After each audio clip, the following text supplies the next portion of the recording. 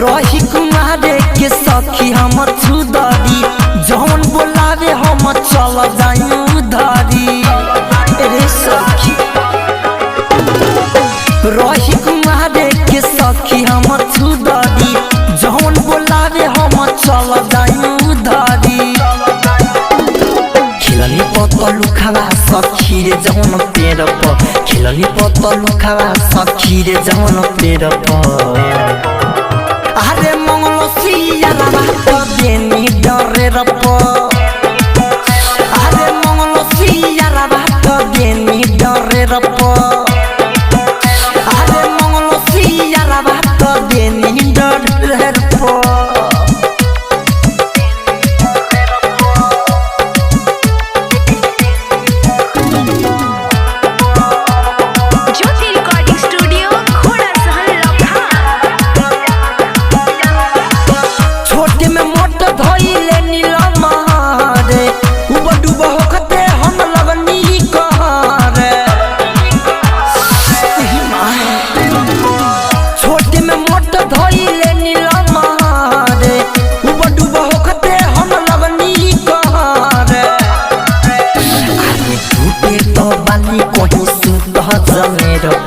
टूटे तो बाली कहीं सुत जनेर पर। अरे मंगलो सिया बात देनी डरे रप। अरे मंगलो सिया बात देनी डरे रप। अरे मंगलो सिया बात देनी डरे रप।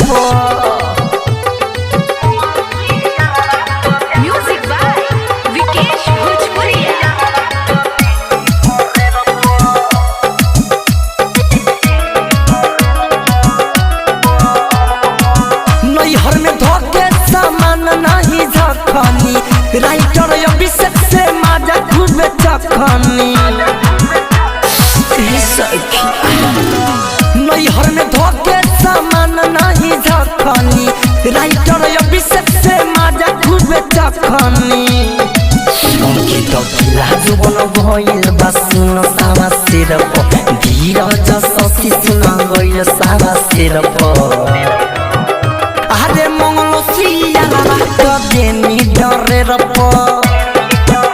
अरे मंगलो सिया बात देनी डरे रप। अरे मंगलो सिया बात देनी डरे रप। रही कुमारे के सखी हम छुदरी जौन बोलावे हम चल जाई उधारी। खिलनी पतलू खावा सखी रे जौन पेड़ पर खिलनी पतलू खावा सखी रे जौन पेड़ पर। अरे मंगलो सिया बात देनी डरे रप। अरे मंगलो सिया बात देनी डरे रप।